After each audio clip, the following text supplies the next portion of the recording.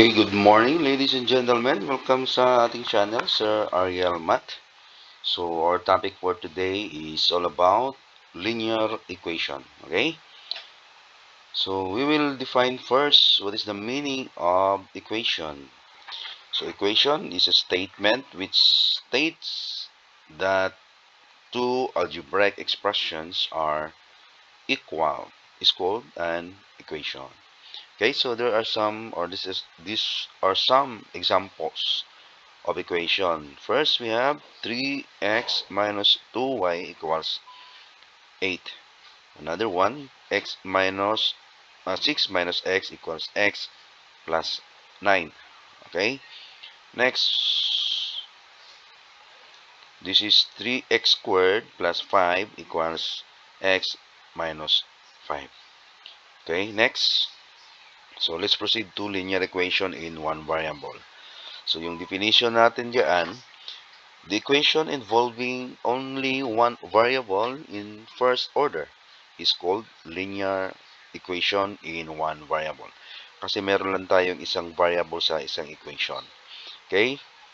Example, dito sa first equation, 3x minus 5 equals 0. So, yung variable natin dito is only x. Okay? So, therefore, this equation is an example of linear equations in one variable. Another one, 8 minus y equals 2. So, yung variable natin dito ay y. Then, another one is 7 plus a equals 15 minus 3a. So, one variable pa rin ito kasi yung 3a at saka yung a, or negative 3a at saka yung a, pwede natin i-combine yan. So, these are the examples of linear equation in one variable. Okay, so another definition, linear equation is also called a first degree equation as the highest power of variable is 1. So, yung exponent natin sa ating variable ay only 1. Okay, example of a linear equation, x plus 4 equals negative 2. So, yung exponent natin dito ay 1. Okay, another one is 2x plus 5 equals 10. So, another exponent na 1. So, 1 yung exponent natin kay x. Next is 5 minus 3x equals 8. So, yung exponent natin dito ay 1. So, kapag squared na yan dyan, hindi na yan siya linear equation. Okay? So, ibang term na naman. Next topic na naman natin yan. Okay, next is formation of equation from statement. A number increased by 8 is equal to 15. Find the number. So, ito yung solution natin dito. Let be a number x. Okay, so given the number increased by 8 equals 15. So, therefore, this is x plus 8 equals 15. So, kapag i-simplify natin yan, so yung x equals 15, tapos yung positive 8, we have to transpose it to the right. So, magiging from positive, magiging negative 8. So, therefore, x is equal to 7. Kasi 15 minus 8 is 7. Next, formation of statement from equation. Okay, so 2x plus 5 equals 10. Okay, so this is 2 times a number increased by 5 is equals to 10. Okay, another one, x minus 5 equals 12. So, therefore, this is 5 subtracted from a number is equals to 12. Okay, so meron tayong activity, linear equation. So, properties of an equation. So, if some quantity is added to both sides of the equation, the sums are equal. Okay, so thus x equals 7. So, therefore, this is x plus a equals 7 plus a. Okay, another one, if same quantity, same pala yung kanina, bakit same yung sinabi ko? Same quantity is subtracted from both sides of an equation, the difference are equal. So, thus, so x equals 7, so that is x minus a equals 7 minus a. Difference are equal. if both sides of an equation are multiplied by the same quantity, the products are equal. Okay, so thus x equals 7. So therefore, this is ax equals 7a. Another, if both sides of an equation are divided by the same quantity, okay, so the quotients are equal. So therefore, x equals 7. So x divided by a equals 7 divided by a. Okay, this is number 3. To solve an equation to form ax equals b. So yung equation natin dito is 3x equals 9. Okay? Solve 3x equals 9. So, solution. So, kinopya muna natin yung 3x equals 9. So, therefore, 3x, we have to divide both sides by 3. Kung ano yung coefficient ni x, yun din ang i-divide natin sa kay 3x at saka kay 9. So, 3x divided by 3 equals 9 divided by 3. So, dapat both sides. Okay?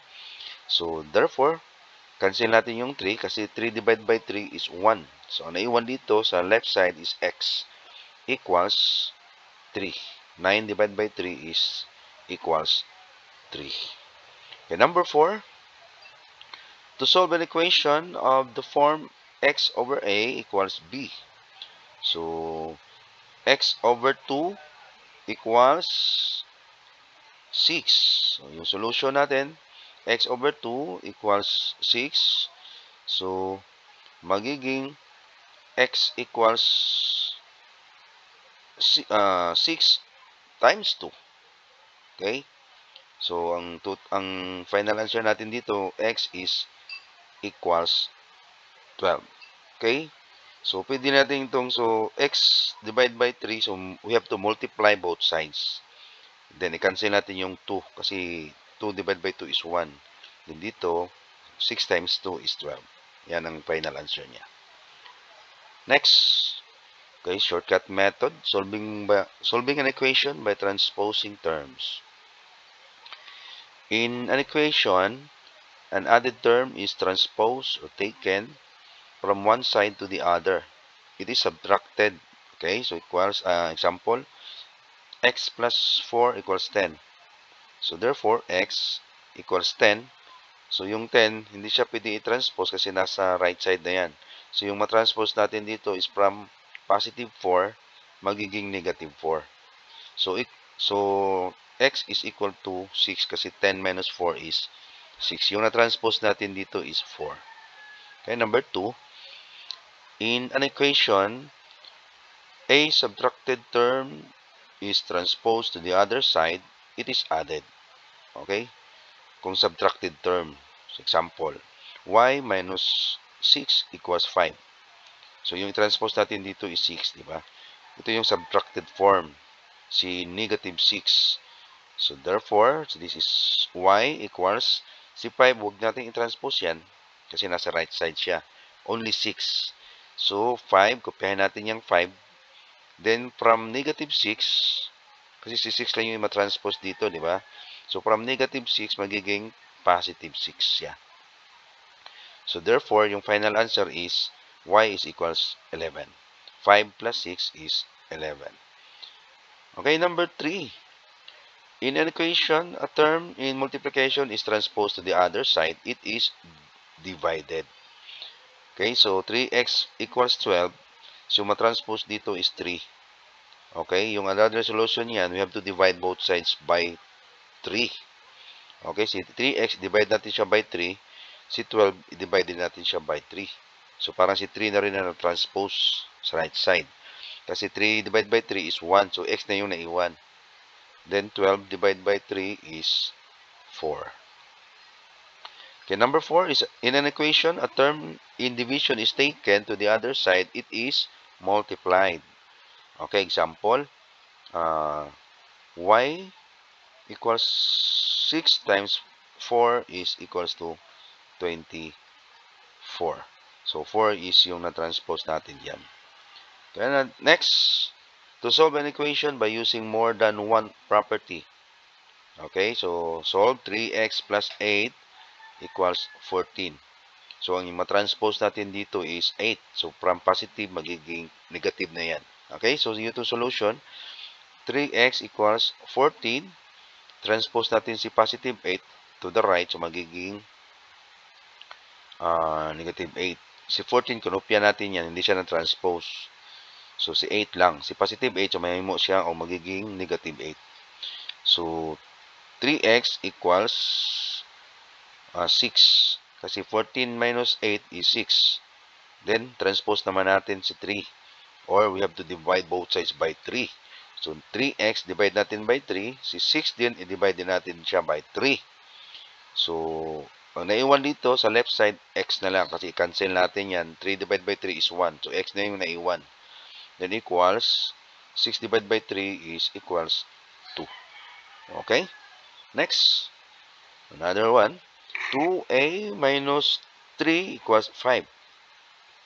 Okay, so yung equation natin, 2a equals, kopyahin muna natin si 5, then si negative 3, i-transpose natin to the right, so we have to change the sign. So from negative, magiging positive. Ito yung transposing 3. Okay, so 2a equals, so 8 na yung result dito kasi 5 plus 3 is 8.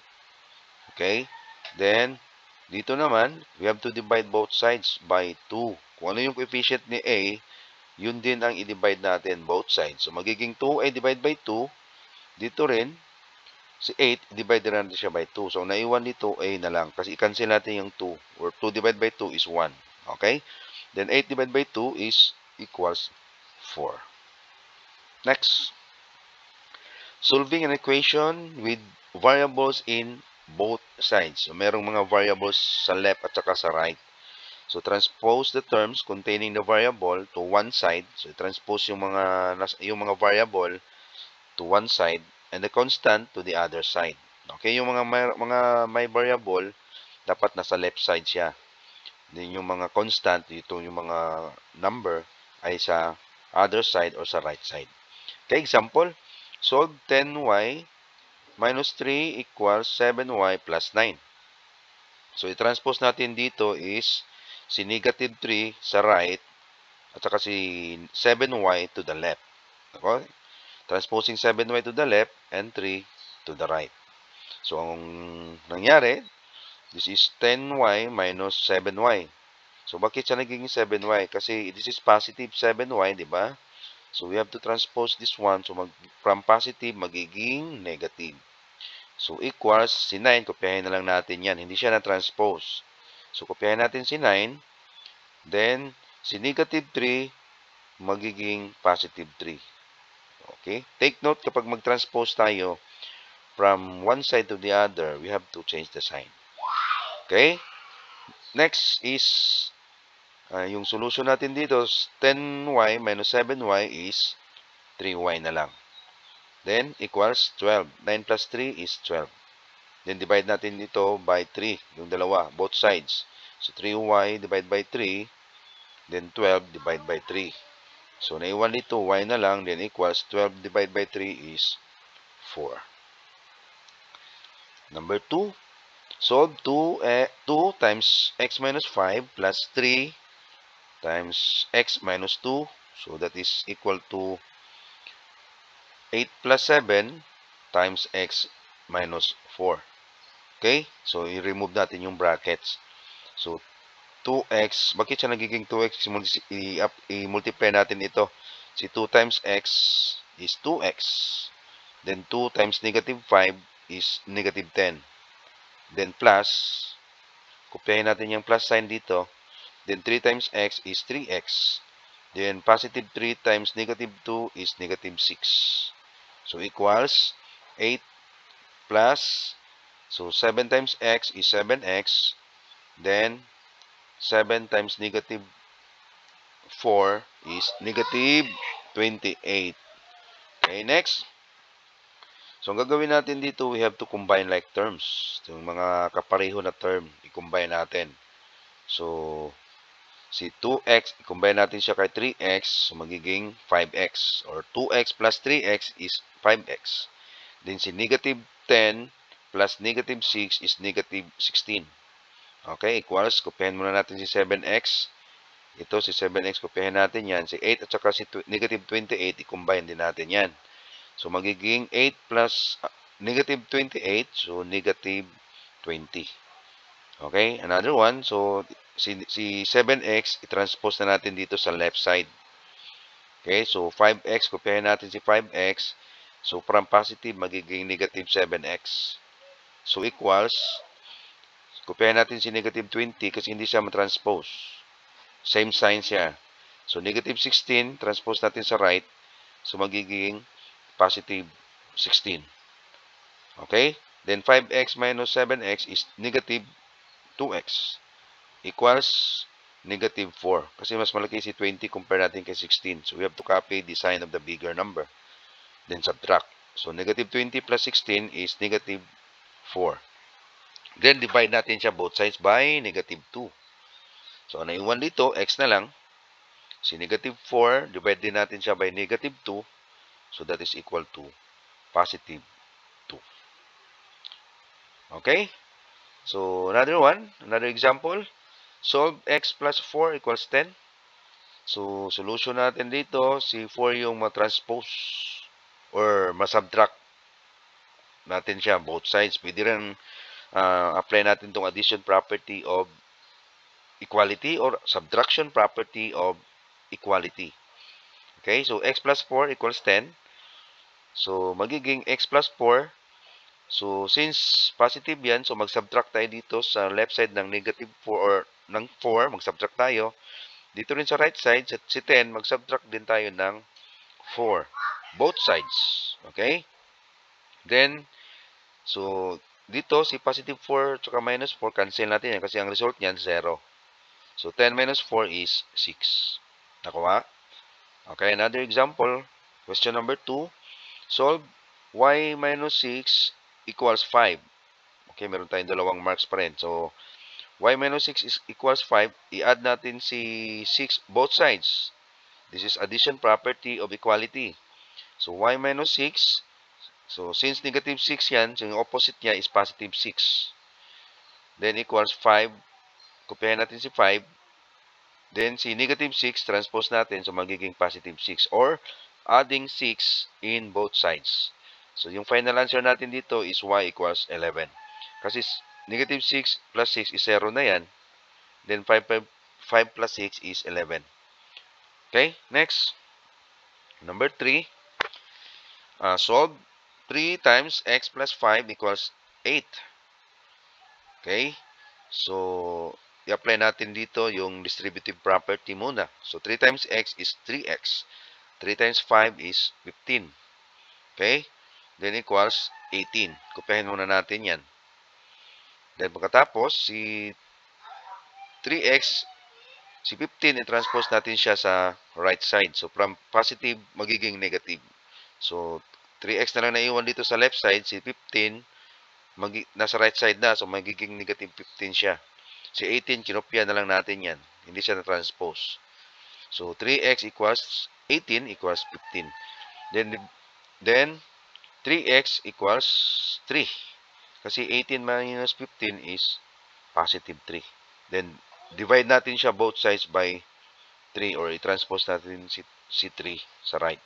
So, ang naiwan dito, x is equal to 1. Kasi 3 divided by 3 is 1. Okay, so yan lang po yung topic natin. Maraming salamat sa pagkikinig. At kung nagustuhan natin yung video natin at pakihingi naman ng konting like at subscribe naman dyan. Okay, see you sa next natin na video.